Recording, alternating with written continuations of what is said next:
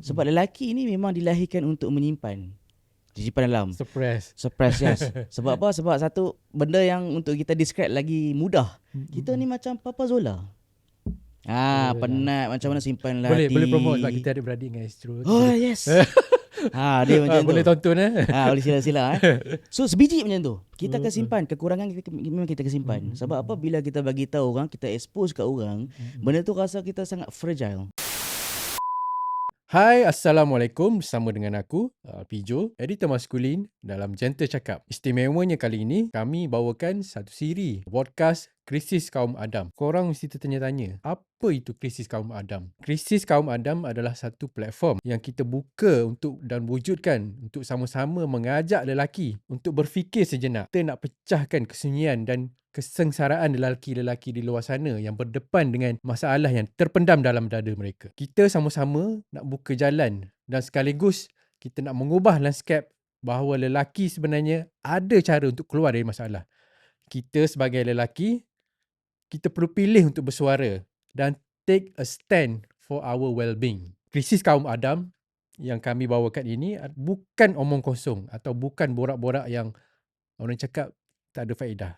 Sebab kita tampilkan beberapa pakar dan orang yang berpengalaman untuk sama-sama kita merungkai setiap topik berkaitan dengan kesihatan lelaki. Sudah tiba masanya kita sama-sama sebagai orang lelaki untuk ke depan dan admit kalau kita ada masalah, jangan malu, jangan segan, terus ke hadapan.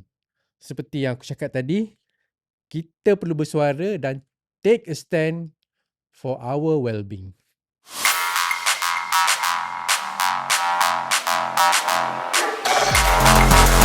Hai, Assalamualaikum. Selamat sejahtera. Kembali lagi bersama aku, Pijo. Dalam Gentle Cakap, siri khas Krisis Kaum Adam. Kita dah a few episode dah kita bincangkan dengan beberapa pakar dengan topik-topik tertentu. Untuk episod kali ni pun kita bawa seorang lagi pakar dan seorang lagi doktor untuk sama-sama kita bincangkan tentang topik-topik berkenaan dengan kesihatan lelaki. Okey, untuk topik kali ni kita nak fokus pada Men's Health 101. Sebenarnya kita nak bongkar, kita nak ketengahkan apa masalah lelaki yang selalu mendiamkan diri kalau ada masalah. Kita ni hidup dalam budaya yang menyamakan kekuatan lelaki tu sebagai simbol kekuatan. Kita selalu silap. Lelaki-lelaki di luar sana sering anggap tampil gah dengan badan yang kuat, dengan personality yang garang. Tapi di sebalik tu mungkin mereka ada masalah. Dan inilah yang kita nak rungkaikan bersama-sama dengan tetamu kita pada kali ini. Sebagai lelaki, kita kena take a stand untuk openly speaking out. Kalau ada masalah, jangan pendam. Kalau ada problem, especially kesihatan lelaki, kita kena berani ke depan. Okay. Episod kali ini juga kita nak meneroka perbincangan yang mendalam tentang stigma masculinity. Perkara ini memang selalu kita dengar. Masculinity, toxic, tentang stigma lelaki kena kuat. Walhal tak ada masalah pun untuk kita lebih vulnerable demi untuk tampil ke depan dan menganggap kesihatan kita itu sebagai perkara yang sangat penting. Untuk memecahkan kesunyian ni, kita bawakan seorang, rasanya saya tak perlukan perkenalkan lagi kalau dah siapa yang selalu tengok konten Dr. Wan Share, dikenali sebagai Dr. Wan Share atau nama sebenarnya Muhammad Hazwan bin Nazri. Betul tak? Ya, betul. Takut salah sebut. Betul. Okay, Dr. Wan Share, saya rasa ramai lelaki dan juga perempuan kat luar sana mungkin dah lalu kat FYP dia orang, konten-konten doktor. Setiap video saya sendiri pun selalu tengok konten doktor. Orang Terima cakap kasih. apa? Penyampaian yang tepat, padat dan padu. Gitu. Okey, doktor. Pertama sekali bila sebut tentang kesihatan di kalangan lelaki lah, tak kira lah kesihatan fizikal, kesihatan mental ataupun kesihatan dari segi tenaga batin tu sendiri kan. Lelaki ni suka lebih mengambil pendirian berdiam diri. Dia kadang-kadang bila dah kronik sangat baru nak jumpa doktor. Adakah doktor rasa perkara ni berakar umbi daripada budaya kita sendiri pun sendiri ataupun karakter lelaki di Malaysia ni? Adakah itu puncanya? Okey, Assalamualaikum dan terima kasih Pijo Ya. invite saya untuk kali ini. Alhamdulillah. Okey, soalan yang menarik sebab lelaki ni memang dilahirkan untuk menyimpan simpan dalam. Suppress, yes. Sebab apa? Sebab satu benda yang untuk kita describe lagi mudah. Kita ni macam Papa Zola. Penat macam mana simpan lelaki. Boleh promote sebab kita ada beradik dengan Astro. Oh yes. Dia macam tu. Boleh tonton boleh sila-sila So sebiji macam tu. Kita akan simpan kekurangan kita, memang kita akan simpan. Sebab apa? Bila kita bagi tahu orang, kita expose kat orang, benda tu rasa kita sangat fragile. Hang ni apa? Contoh macam Gen Z kan. Apa sikit koyak. Contoh. Ini contoh kalau masalah dalam mind macam batin lagilah. Nak bagi tahu orang, hang lelaki takkanlah lembek macam tu. Alamak, seminit je. Faham tak? Yang tu dijadikan stigmatized oleh masyarakat, menyebabkan kita simpan. Yang mana benda tu perlu diberitahu dekat profesional, doktor-doktor perubatan, doktor-doktor yang perlu rawat kita. Tapi bila kita simpan lama-lama sampai berakar, sampai susah nak sembuh dah. Sebab problem-problem kaitan dengan sexuality ni, lagi cepat kita discover, lagi senang untuk kita ubat. Probability untuk sembuh tu lagi tinggi. Tinggi. Dari pengalaman doktor sendirilah menerusi pemerhatian ke ataupun menerusi databalkan sebagai doktor, apakah doktor rasa tanda-tanda awal seorang lelaki tu dia ada masalah kesihatan, especially masalah kesihatan lelaki? Tanda-tanda awal dia. Tanda-tanda awal dia paling mudah, tak perlu buat blood test, tak perlu buat test yang sperm analysis ke apa, tak payah. Satu, bila kita ada BMI terlebih. BMI? Yes.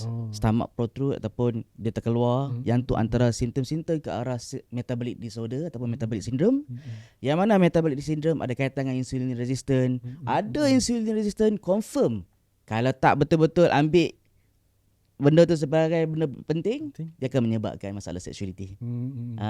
Kalau dari segi masalah gaya hidup pula, gaya hidup yang macam mana yang mungkin doktor boleh share? Ini tak boleh ni. Dia kita punya sexual function dia dipengaruhi oleh banyak multifaktorial. Dari segi kita punya kesihatan, medical background. Contoh macam health status, sihat, ada penyakit kronik ataupun tidak. Gaya hidup, tidur macam mana? Tidur sejam 2 jam ke sehari. Sebab apa? Bila tidur kurang, dia akan menyebabkan kortisol naik, adrenaline naik. So benda tu akan suppress testosteron. Hormon testosteron memang sangat penting untuk lelaki, terutamanya untuk sexual function. Lepas tu nombor 3, of course pemakanan.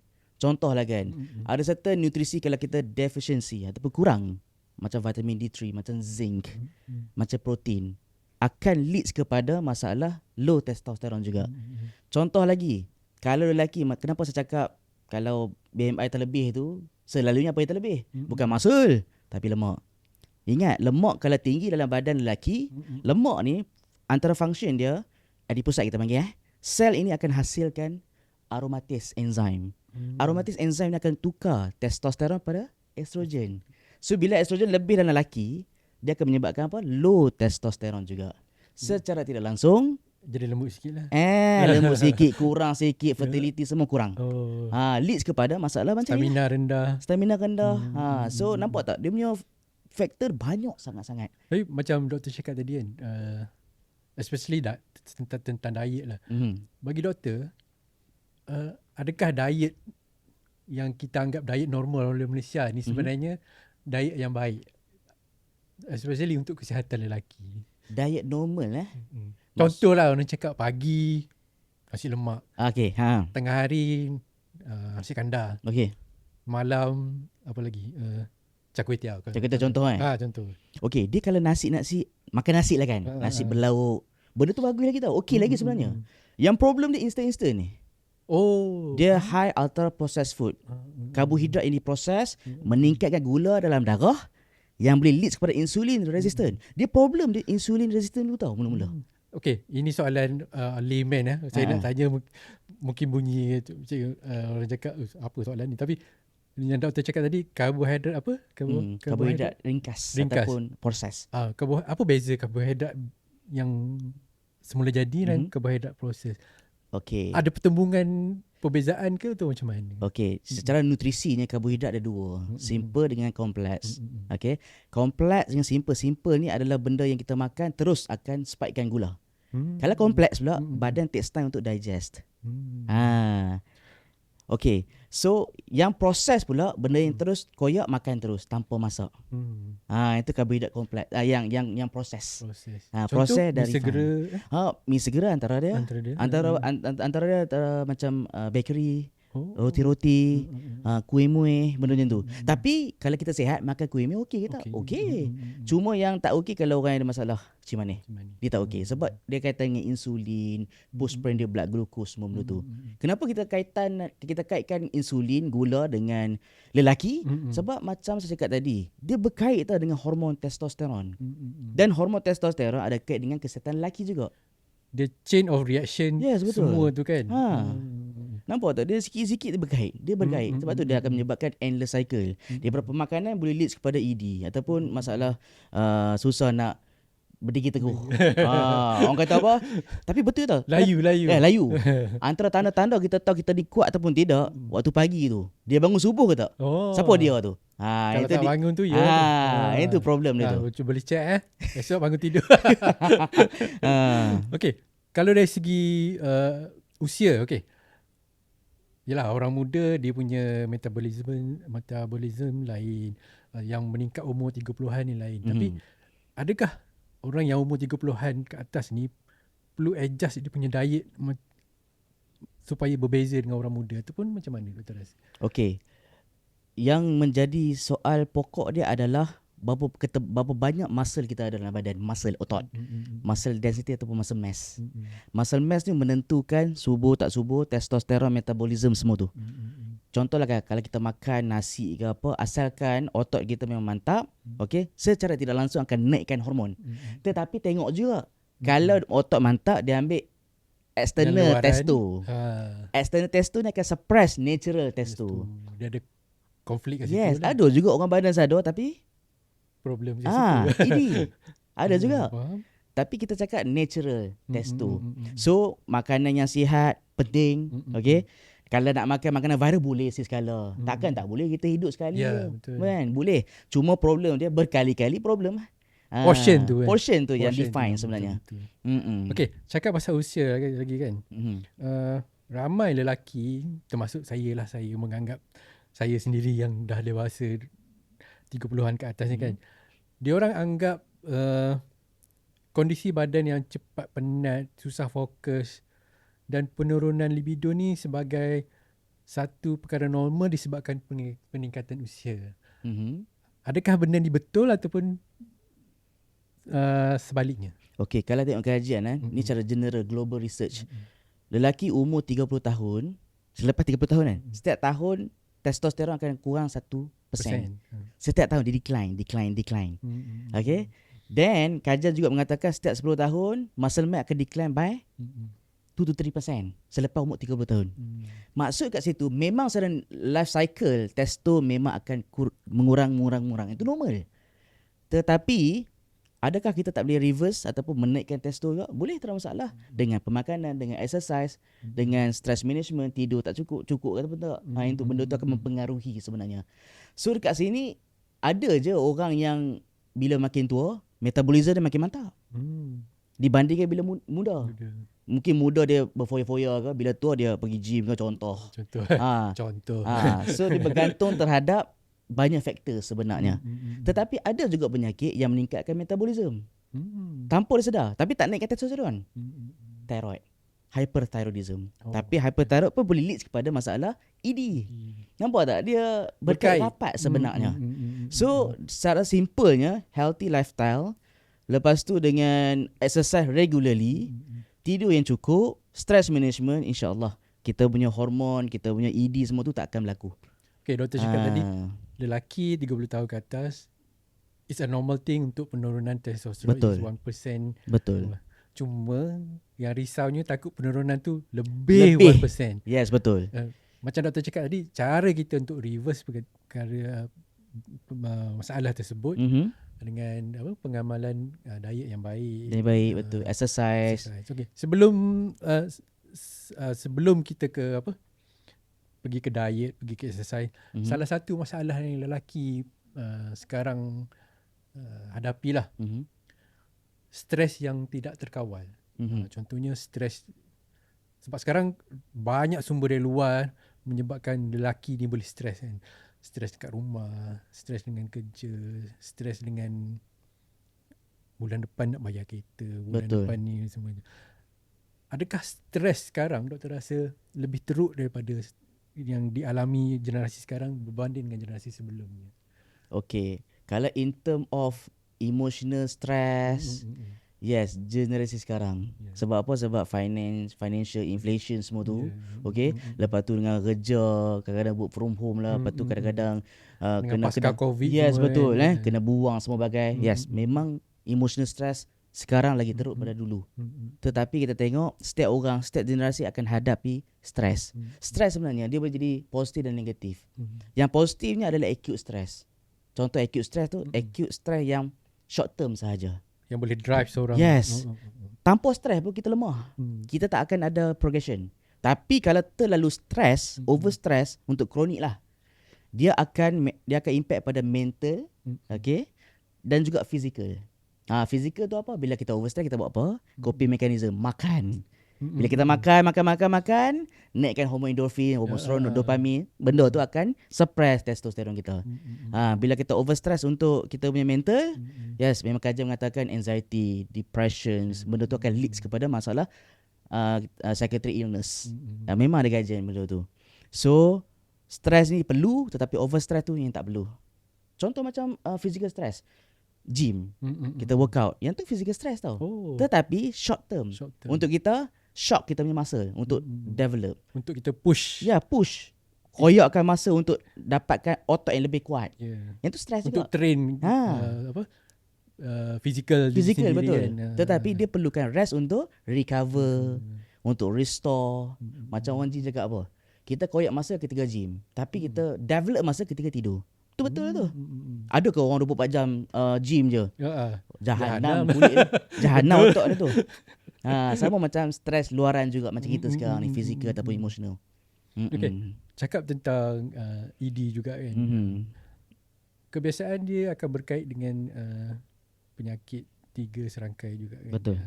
Kencing manis, darah tinggi dan yalah kardiovaskular punya penyakit. Lately trend orang muda dapat 3 serangkai ni bagi saya lah nampak macam membimbangkan. Sampai kita ada tengok selalu tengok berita orang collapse atas court, atas padang, sedangkan umur dia baru maybe 30-an kan. Saya pernah jumpa paling muda 18 tahun. Okay. Actually adakah ia disebabkan masalah hidden, contoh dia ada masalah jantung tapi dia tak tahu, ataupun adakah ini daripada contributing factor daripada setiap apa yang dia makan, apa yang dia buat selama ni, ataupun tidur lewat ke semua. Boleh doktor explain sikit? Okay, kalau kita sembang pasal 3 serangkai ni kan, okay, kencing manis, darah tinggi, kolesterol, okay, dia ada faktor yang kita panggil sebagai modifiable factors ataupun unmodifiable factors. Modifiable factors tu kita boleh ubah. Contoh gaya hidup yang sihat, daripada makan benda yang high processed food tukar pada healthy diet. Yang tu kita boleh ubah. Ada yang tak boleh ubah, yang ada kaitan dengan genetik. Contoh genetik penyakit yang mengubah struktur jantung, walaupun dia jaga kesihatan ni, tapi dia dah lahir dengan serangan jantung juga. Sebab dia dah lahir dengan condition jantung. Contoh satu penyakit ni, dia punya coronary artery, arteri jantung lah kan, dia kecil dan sempit. Dia bukan sempit disebabkan kolesterol deposited ataupun tak, bukan pemakanan yang tak seimbang, tetapi naturally memang dilahirkan kecil. Dengan kecil. Tapi apa impact pada jantung untuk long term adalah bila jantung tak terima darah secukupnya, otak jantung ataupun cardiac muscle akan mati, necrosed. Once cardiac muscle necrosed, serangan jantung berlaku. Bila doktor buat postmortem, dia ni pemakanan semua cantik, ada nutritionist, tapi end up jantung juga. Nampak tak? Yang ni adalah faktor yang tak boleh kita ubah, unmodifiable factors. So penyakit ni nak kata adil tak adil, yes. Satu adalah kadang-kadang kita sendiri buat penyakit, kadang-kadang kita ditakdirkan ada penyakit. Tetapi apa-apa pun, jaga kesihatan adalah hak pada dirilah Memanglah kena jaga makan, kena jaga tidur, kena jaga yang pada berasap tak berasap tu kena ubah. Ya. Faham So benda tu akan contribute kepada problem ni. 3 serangkai. Dan 3 serangkai kita dianggap sebagai penyakit yang kita panggil sebagai, pernah dengar tak? Kita panggil ni satu term tu, penyakit yang bukan infection ataupun bukan dijangkiti. Oh, penyakit yang Oh, tak ingat. Tapi dia develop lah. Yes, betul. Dia develop lah. Yang tu. Yang betul. itulah term yang mengatakan yang tu keturunan. Keturunan. Okay. Kita dah cakap pasal 3 serangkai apa semua kan. Saya nak tanya doktor lah tentang hubungan di antara masalah kesihatan dan gaya hidup yang orang cakap boleh menyebabkan penurunan testosteron itu sendiri. Okay. Dari segi kaitannya,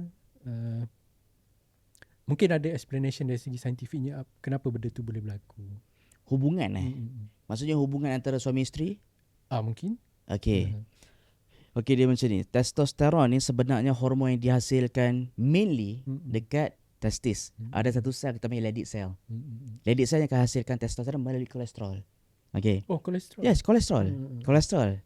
Hormon stres pun kolesterol juga. So, kalau contohlah kan dalam hubungan rumah tangga ni, tengok pemakanan dia. Macam saya cakap tadi, kalau dia makan makanan yang terlalu banyak sangat high ultra processed food. Yeah, carbs terlalu banyak. So bila carbs terlalu banyak, benda tu akan suppress testosteron. Boleh leads kepada masalah BMI, obesity. Dan obesity ada kaitan dengan ED juga kalau kita tak rawat. So benda tu akan ada konflik antara suami isteri. Tambah-tambah pula kalau suami tu dia simpan pendam. Dia ada problem. Tapi tak nak bagi tahu suami isteri dia. Dan isteri pula, contohlah kan, hak sexuality ni adalah kita panggil nafkah batin. Kalau tak terima, benda tu akan jadi barah dalam daging. Lama-kelamaan dia akan pecah. Sebab tu lah penceraian berlaku memang masalah kewangan. Tetapi ada juga yang tersirat tu. Faham tak? Faham. Benda tu boleh lead kepada penceraian juga. Benda orang cakap benda yang tersirat ni dia akan menyebabkan isu-isu lain jadi lebih besar. Kadang-kadang yang contoh, tak terungkap orang cakap. Kan, kadang-kadang tak ada kaitan pun. Disebabkan tak dapat nafkah batin, tapi benda kecil-kecil pun dijadikan besar. Itu yang kita pernah dengar kes gulung bak gigi tak betul pun. Tapi kita tak tahulah kan. Tapi ada kaitan. Takkanlah fikir logik kan? Sebab tu je. Kan? Mesti ada sebab benda lain lah. Sebab lain yang besar yang relate pada benda kecil pun jadi besar.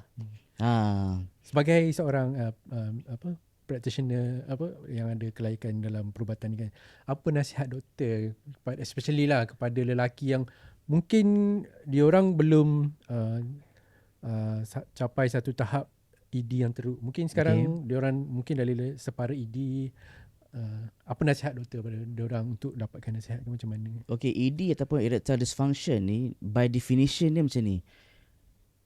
Problem untuk start berdiri teguh, nak kekalkan berdiri teguh untuk jangka masa panjang, dan kekuatan ataupun orang panggil kekerasan tu. Yang tu pun ED juga. Definisi untuk ni lah kita panggil Kalau dia gagal dalam tempoh 3 bulan, okay, lepas tu boleh leads kepada distress hubungan.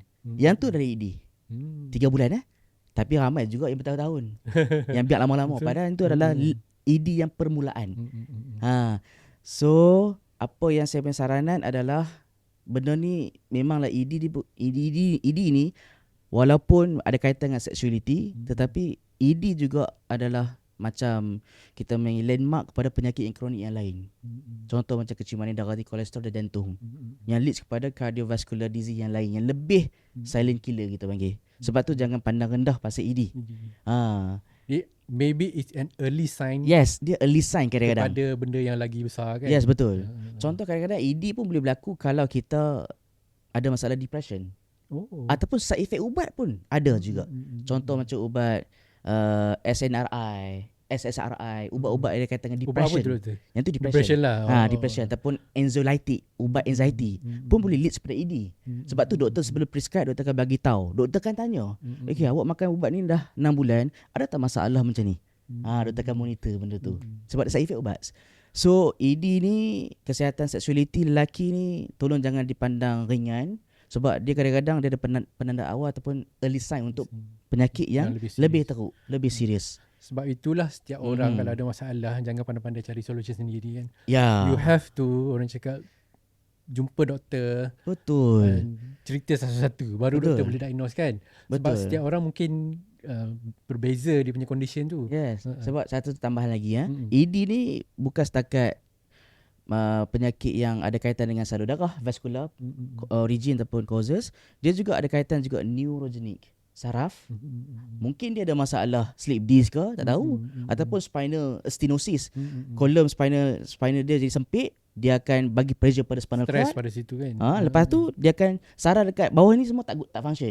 ED juga. Sebab blood pressure kat bawah, blood pressure, saraf innervation semua rosak kan. Betul. Yang tu pun jadi punca ED juga. Tapi contohlah kan, dia ada masalah tu spinal cord. Tapi dia pergi beli ubat online. Tak menjadi. Sebab the cost lain. Ya, betul. Sebab tu solution yang salah. Kan? Solution kepada root cause yang salah. Yang tu bahayalah kan. Sebab tu bahaya kalau kita seek for online consultation untuk masalah sexuality ni. Okay, salah satu perkara yang lelaki selalu tertarik lah adalah perkataan libido. Ya. Dan bila sebut libido ni, diorang selalu kaitkan dengan pemakanan. Tapi adakah seseorang yang mungkin ada sign mengalami ED tu, dia ambil makanan yang boleh orang cakap meningkatkan dia punya libido? Contohnya, saya tak tahulah betul ke tak kan, orang cakap makan oyster, makan makanan protein dia. Adakah benda tu membantu ataupun sebenarnya tak pun? Okay. Makanan high protein diet memang ada kajian mengatakan kalau protein mencukupi harian kita, tapi kita makan lebih, tidak membantu untuk testosteron pun. Sebab dah cukup. Melainkan kita memang ada masalah protein deficiency. Yang tu kita makan benda-benda high protein yang membantu. Dan kedua, yang oyster, seafood tu sebenarnya ada zinc. Zinc memang ada kajian mengatakan dia membantu untuk penghasilan testosteron sebab dia ada kaitan dengan satu enzim kita panggil 5-alpha reductase. 5-alpha reductase ni satu enzim yang menukarkan antara testosteron pada dihydrotestosteron. So zinc ni dia menghalang enzim ni untuk mengekalkan testosteron dia naik. Secara tidak langsung. Itu zinc lah. Dan lepas tu memang ada kajian natural food yang membantu untuk naikkan testosteron. Memang banyak kajian meta-analysis for clinical trial, RCT, memang ada kajian. Contoh lah kan, yang saya boleh bagi tahu contoh dia yang banyak kajian sekarang dekat yang kita Tongkat Ali. Yes, memang ada kajian untuk bantu naikkan testosteron. Ya, tetapi ingat, kalau testosteron kita tinggi sekalipun, tapi badan kita tak guna, itu pun sia-sia juga. Contohnya badan tak guna tu maksudnya macam mana doktor? Contoh kalau natural testo okey. Sebab testosteron akan bantu untuk penghasilan gula, penghasilan red blood cell, untuk kurangkan nyanyuk, okey, untuk besarkan otot, okey. Tapi kalau yang tak natural ni, contoh macam exogenous testosterone. Macam ni lah steroid testosteron orang cakap yang luaran. Yes, yang betul. Dimasukkan dalam badan. Anabolic steroid. Yang tu yang problem dia. Dia akan menyebabkan suppress testo yang natural. Dia akan menyebabkan panah baran, jerawat, meningkat risiko kita panggil kanser pankreas, kanser hati. Dia boleh contribute masalah jantung juga kan? Yes, betul. Sebab apa? Sebab dia akan keraskan salur darah kita, arthritis. So lama kelamaan menyebabkan tekanan jantung laju lalas, serangan jantung. Okay, doktor ada sebut tentang Tongkat Ali. Tongkat Ali sekarang seperti kat sebelah kita ni, kita ada New Prep ERX. Tongkat Ali, apa yang saya faham lah dengan menerusi episod sebelum ni, Tongkat Ali dapat membantu merangsang testosteron tu menjadi lebih baik di kalangan lelaki. Tapi dari segi pemahaman tentang bahan semula jadi ni membantu kepada perkara yang lebih saintifik.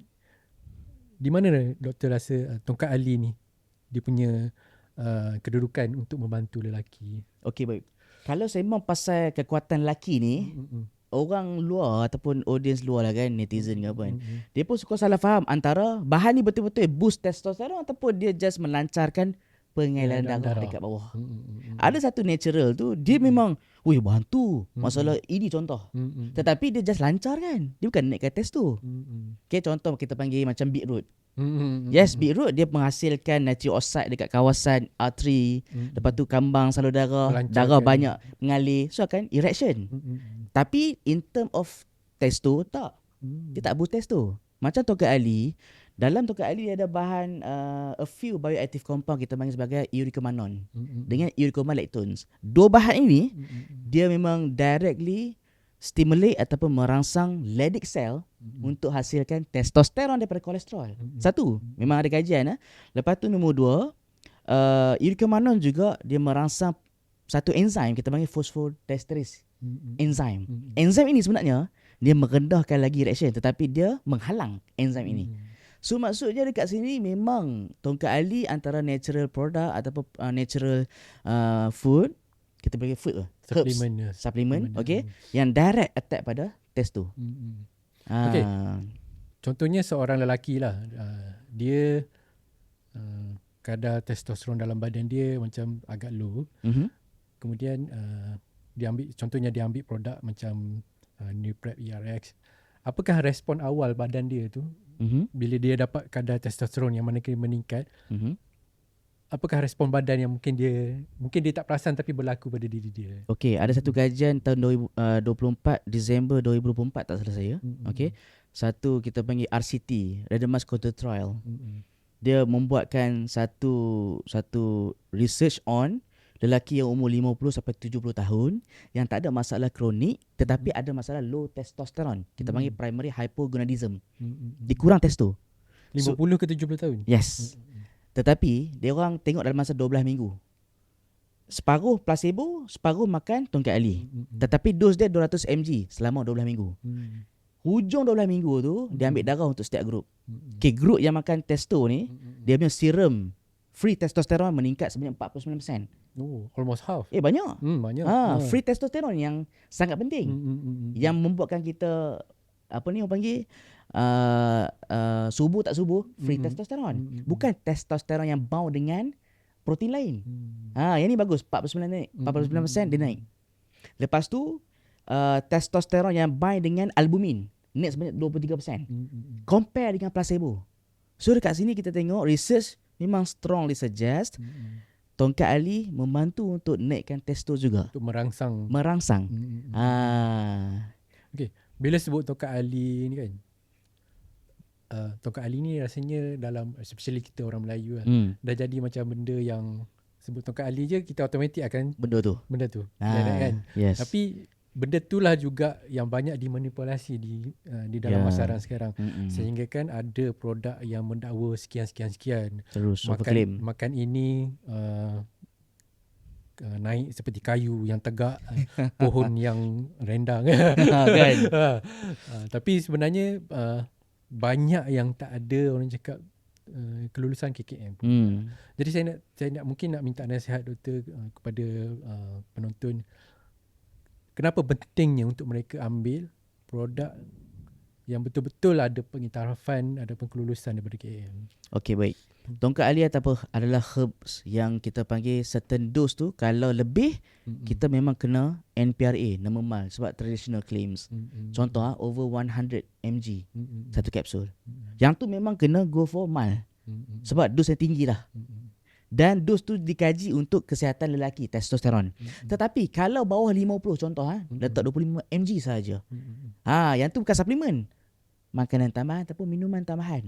Yang tu tak perlu nama mal. Tetapi kalau 25 mg tu adakah kesan dia sama macam 100 mg yang boleh bantu untuk kesihatan lelaki? Tak.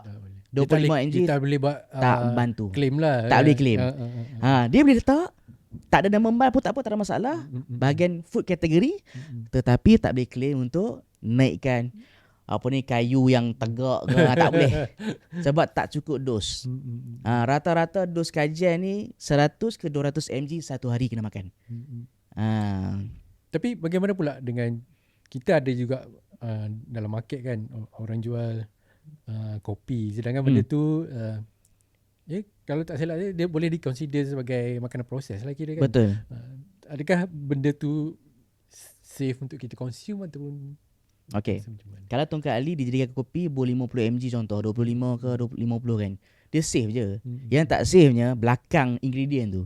Yang Kadang-kadang tersembunyi. kadang-kadang 25 mg tapi menjadi sakit kepala Maksudnya dalam tu mesti ada benda lain. Contohlah kan Salinafil kan, Tadalafil, mesti ada benda tu. Sebab 25 mg tak cukup untuk merangsang sebenarnya. Kita punya libido ke sexual drive ke tak akan merangsang. Sebab 25 mg tak cukup untuk tongkat Ali. Ada something wrong dalam tu. Okay, macam tongkat Ali ni kita anggap sebagai satu suplemen. Berbeza pula dengan pil biru yang dianggap sebagai solusi. Kalau nak guna time tu lah dia buat solution. Betul. Itu kan. Okay. Tapi pil biru dia ada risikonya sendiri. Contoh sebab nak ambil pil biru, orang cakap doktor kena pastikan dia tak ada sejarah penyakit jantung dan sebagainya. Tapi ada yang orang yang mengambil benda ni di dalam market gelap, orang cakap. Dia beli mana-mana, mungkin yang tak diiktiraf pun. Apakah risiko yang diorang boleh berdepan selain daripada penyakit jantung? Okay, satu kita beli benda ni under black market ni sebab of course tak ada consultation. Dia tak tanya pun anda tekanan darah macam mana, gula. Memang membeli je lah. Lagi banyak beli lagi bagus lah kan. Contoh lah kan. Yes. Contoh macam ubat biru tu, dia dikenali sebagai phosphodiesterase 5 inhibitor dalam kategori tu. Yang mana bila kita makan secara tidak langsung dia akan dropkan blood pressure kita. Untuk certain orang yang memang ada pernah serangan jantung sebelum ni, bila blood pressure drop tiba-tiba, apa badan kita buat? Badan kita akan, otak akan hantar signal pada jantung untuk work harder, untuk naikkan balik tekanan jantung, tekanan darah. Tetapi dia ada masalah jantung dah sebelum tu. Macam orang sakit, kita paksa dia bersenam. Pump lagi kuat lah. Yes, collapse kawan tu. Sama macam jantung yang pernah ada sejarah heart attack. Boleh kena lagi second heart attack. Sebab benda ni memang ada kajian. So memang ada case report pun. Saya ada buat video pasal benda ni. Yang mana dia makan ubat tu 30 itu minit tanpa sebelum. consultation doktor Tanpa lah. consultation doktor. 30 minit sebelum. Collapse. Memang collapse. Terus meninggal, sudden death. Serangan jantung. Sebab tu pentingnya. Sebab tu penting consultation first. Doktor. Ubat tu sebenarnya legal with prescription. Itu ada orang silap faham.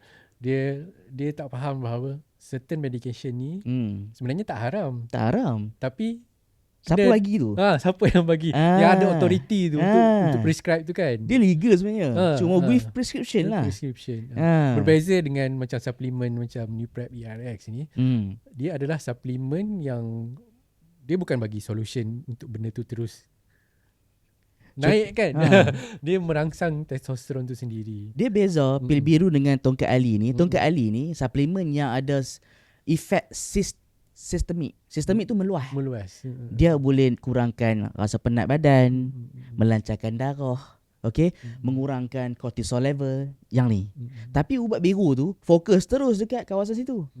Faham tak? Dia ada specific target. So bila benda yang specific target itulah consider sebagai ubat. Okay.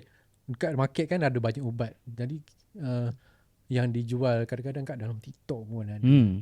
Mungkin doktor boleh share apakah red flag yang user patut take notice. Okay, kalau ubat ni claim sekian-sekian ataupun ubat ni cakap sekian-sekian, apakah red flag yang sepatutnya pengguna ambil tahulah. Okay, satu adalah bila dia claimkan benda tu 100% jadi. Itu standby. Itu red flag dah tu. Red flag dah.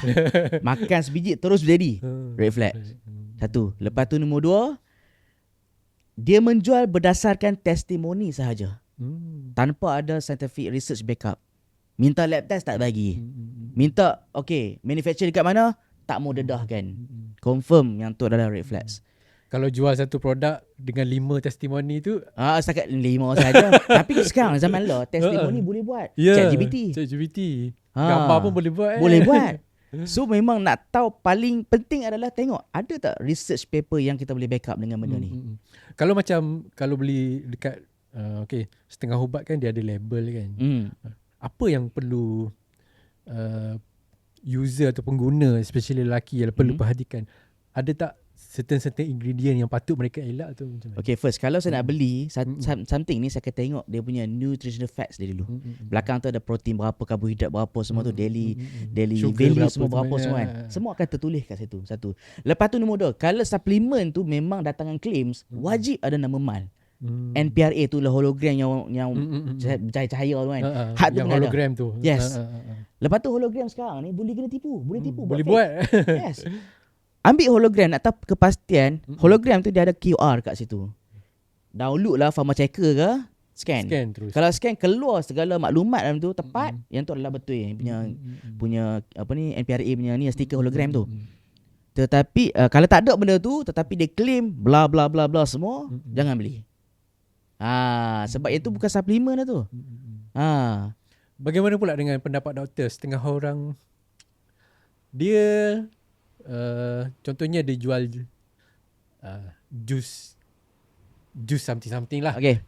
Ada macam-macam jus sekarang. Betul. Segala macam jenis buah ada jus sekarang. Betul. Tu dia kadang-kadang dia tak overclaim, tapi masa dia promote tu, okay, makcik aku pernah minum ni, pakcik aku pernah minum ni, minum amalkan selama 2 bulan, dah dapat hasil, tekanan darah tinggi, tenaga kesihatan lelaki. In a medical practice, adakah perbuatan mereka tu dikira salah tu macam mana? Okay, dalam business, testimony the highest. Yes, dalam medical, testimony the lowest. Paling bawah. Paling atas dia apa? CBG. Paling atas research, meta-analysis, systemic review. Ataupun expert opinion. Paling atas. Testimoni di bawah sekali. Paling bawah. Tetapi dalam business punya matters, nak menjual, testimoni lah. So, saya punya pandangan adalah kalau nak cari something tu, cari yang ada research lah. Bukan testimoni. Testimoni sebab apa? Sebab testimoni ni dia sharing experience. Experience ni boleh jatuh dalam anecdotal. Boleh fabricated. Yeah, fabricated. Dan sharing experience tak dijadikan hujah untuk jadikan benda tu sebagai benda fakta. Tak boleh. Sebab setiap orang ni function dia lain-lain. Condition badan lain-lain. Yes, lain-lain. Bertindak balas terhadap sesuatu tu lain. Kalau awak makan tekanan darah okey, tak semestinya saya makan tak okey ataupun saya okey. Tak semestinya. So tak boleh jadikan hujah. Sebab tu testimoni bagi saya okey, ada value tapi tak boleh dijadikan sebagai aras yang paling atas untuk kita menjual something. Tapi dah digunakan sebagai bisnes. Ya, dah jadi macam normal practice sekarang. Okey. Bercakap tentang lelaki yang ada masalah ED. Kadang setengah lelaki ni nantilah delay untuk dapatkan bantuan ataupun jumpa doktor. Tunggu. Last kali dah teruk sangat dah. Betul. Macam doktor sendiri, apakah pengajaran yang mungkin doktor pernah mungkin pernah berdepan dengan kes macam ni ke, ataupun apakah nasihat yang boleh sebelum jadi ED yang teruk, apa yang perlu diorang buat sebenarnya? Okey, salah satunya adalah jangan malulah Sebab yang ni masalah kesihatan ni memang kita perlu rujukkan orang yang betul. Satu. Lepas tu nombor 2, tak semestinya orang kadang fikir jumpa doktor ni mesti fee mahal lah, aku kena makan ubat lah. Tak semestinya sexuality dysfunction ni doktor akan bagi ubat terus. Kadang-kadang dia ada satu terapi, kita panggil CBT terapi ataupun psychosexual terapi. CBT tu cognitive behavior therapy. Doktor akan cakap dulu dengan kita. Kadang-kadang dengan terapi tu boleh solve problem. Ada. Tak semestinya doktor akan start dengan ubat. Adakah benda ni berkait juga dengan masalah psikologi? Adakah benda berkait dengan performance tu sendiri atau macam mana? Of course. Sebab ada satu term kita panggil performance anxiety. Performance anxiety. Contoh lah kan, laki ni sebelum dia dapat, dia akan sembang gebang lah. Wah, aku ni 10 minit ni 20 minit senang 3 round. 3 round. Sehari 3 4 round. Tapi antara lepas kahwin, tanya dia macam mana. Dia macam tu. Tapi bila dia, alamak, aku ni kesian kat bini aku, contoh. Okay, kita dapat merasai pasangan kita, dia punya kepuasan, kita tahu.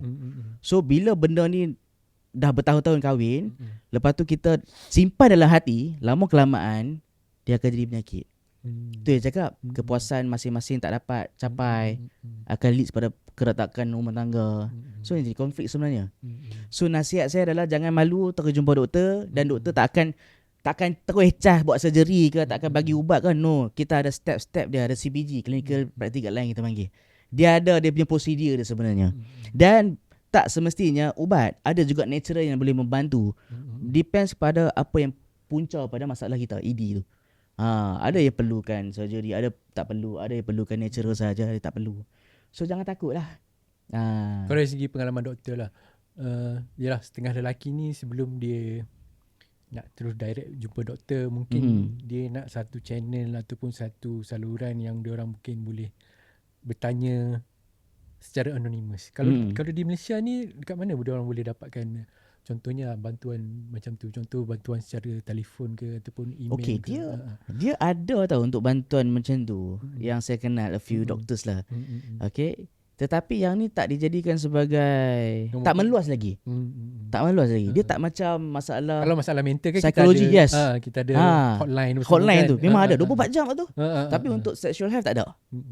Sebab tabu lagi ke? Mungkin. Mungkin tabu, mungkin doktor tak nampak lagi benda ni, benda penting. Tapi bagus juga cadangan tu. Kita sebab, tak nak, sebab lelaki kadang-kadang lah sebelum dia terus ke depan, dia nak bertanya something yang di sebalik yes, betul. tanpa nama, betul. anonymous kan. Betul. Okay, saya ada baca baru-baru ni satu artikel lah. Dia cakap masalah erectile dysfunction ataupun mati pucuk ni di kalangan lelaki pada masa sekarang tahun demi tahun semakin meningkat. Betul. Yang disebabkan oleh beberapa faktor yang kita dah discuss tadi lah. And then yang mengejutkan lagi, ED ni dah berlaku pun pada mereka yang seawal umur 20-an. Tapi untuk mereka, contohnya orang muda lah, kadang-kadang diorang nak buat self-evaluation, orang cakap, okay, how hard is so hard? Betapa, orang cakap, ketegangan tu yang tahap mana is normal dan tak normal. Mungkin doktor boleh share sikit yang mana sebenarnya, tahap mana sebenarnya mereka. Okay, dia sebenarnya kalau macam ni, saya teringat pasal macam mana doktor nak tahu sakit tu sakit. Kami ada pain score. 0 sampai 10 berapa. Kalau 5, wow, tengah-tengah. Kalau 7, oh sakit betul ni. Kena ubat macam ni. Kalau macam hardness ataupun erection, nak tahu normal ataupun tidak, kita ada satu skill kita panggil erection hardness scale. Okay. So yang ni dia berdasarkan paling mudah, berdasarkan buah contohlah kan. Okay, pisang tak apa, kulit, lepas tu timun paling kuat. So perumpamaan dia. Perumpamaan dia. So awak macam mana contoh? Sebab tu saya cakap ED tu by definition dia adalah macam mana dia nak tegak, berapa lama dia boleh kekalkan tegak dia tu, lepas tu tegak dia tu keras macam mana. Tiga definisi tu. Yes, kadang-kadang orang ingat ED ni tak bangun langsung. No, bukan. Kadang-kadang ada permulaan dia macam mana. Nak bangun tu ambil masa. Ada setengah orang tegak tapi seminit. Tegak tapi layu. Maksudnya bila layu tak boleh berlaku penetration apa fungsi. Kan? Situlah bermulanya masalah tu. Yes. So untuk bagi community faham, tu yang bagi gambaran pisang tu dengan timun tu. Yang paling soft orang cakap pisang tanpa kulit. Yes, betul. Yang paling hard timun. Yes. Untuk senang faham lah. secara apa, layman punya terms lah. Yes, betul. Kan? Tapi benda ni penting. Kadang-kadang kita tak tahu nak describe dekat doktor macam mana. So bagi gambaran ni doktor akan dapat rough idea. Okay, dia macam ni. Boleh jumpa doktor depan-depan macam tu. Tapi adakah kalau dia jumpa doktor, dia perlu cakap, okay doktor, saya punya macam timun. Tapi 2 minit je macam timun. Okay. Minit ketiga dah macam pisang tanpa kulit. So adakah dengan penerangan dia tu doktor boleh bagi prescription ataupun solution yang macam kita cakap di setiap orang berbeza-beza kan? Betul. Okay, macam ni.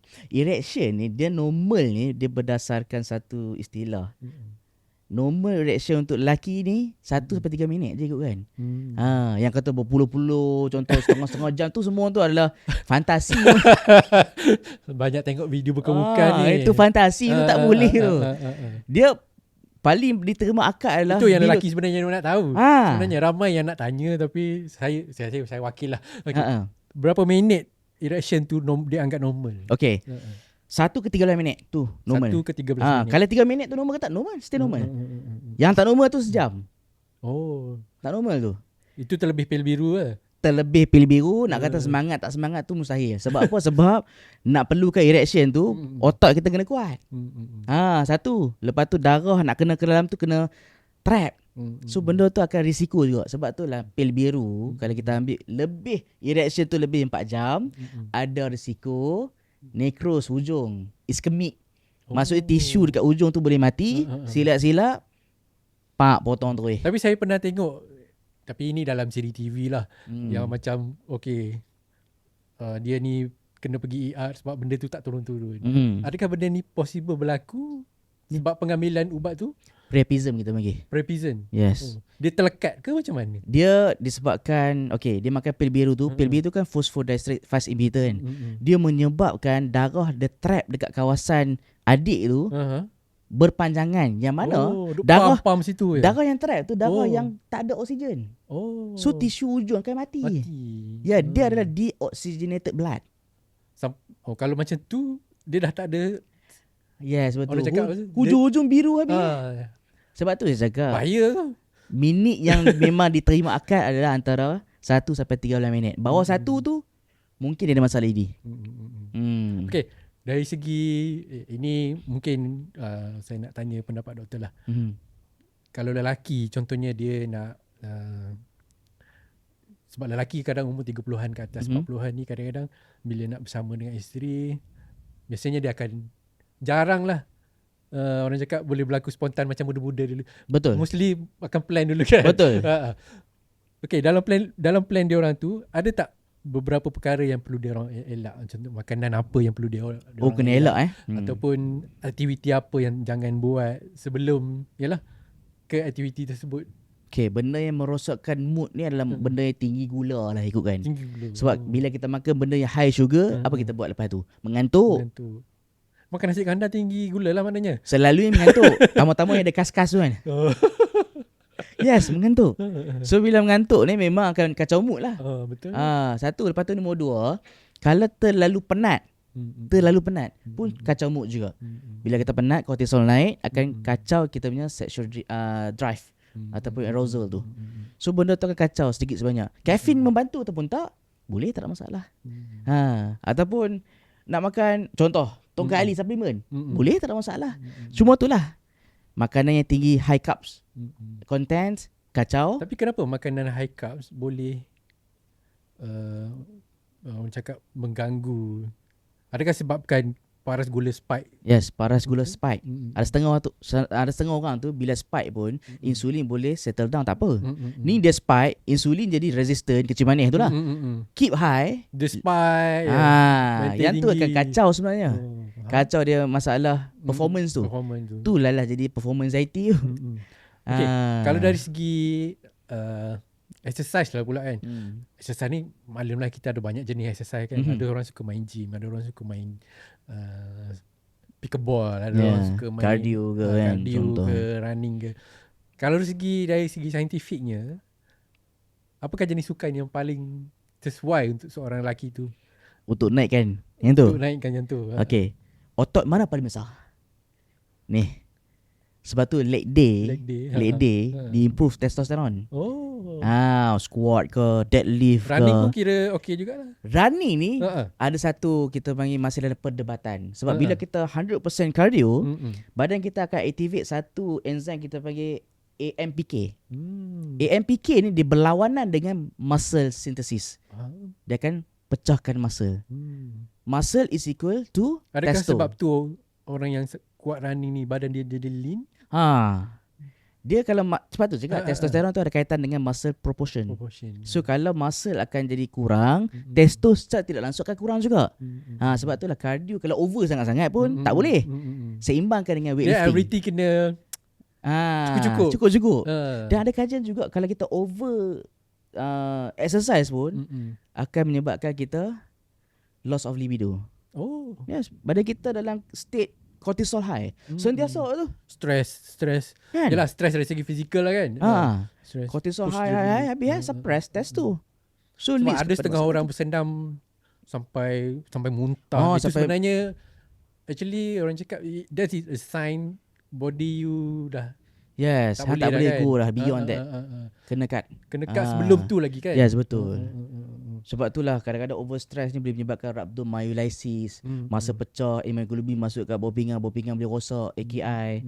So ada, kita kenal lah badan kita. Sebenarnya doktor, okay, WHO beritahu 1 minggu hang kena at least kena buat berapa minit. Contohlah kan 15 minit 1 hari selama 5 hari. Yang tu adalah guideline macam kita lah 1 hari minum 2 gelas ke 8 gelas 8 contoh. gelas. Takkan 8 gelas 9 gelas tak boleh kot. Contohlah kan, itu guideline sahaja. Betul. Kita yang tahu limit badan kita. Okay. Kita dah panjang lebar cakap pasal segala macam topik lah, pasal ED, pasal pemakanan, pasal exercise semua kan. Ini saya nak tanya opinion doktor lah. Kalau ada satu perkara yang mungkin doktor boleh ubah lah mindset lelaki di Malaysia ni tentang kesihatan diri dan especially kesihatan seksual lah. Apa perkara pertama yang doktor nak ubah dari segi mindset dia orang supaya awareness tu lebih? Okay. Kesihatan ni didefinisikan dengan kesihatan fizikal dan juga mental. Termasuk seksual sekali. Hang takkan sihat kalau ada masalah seksual.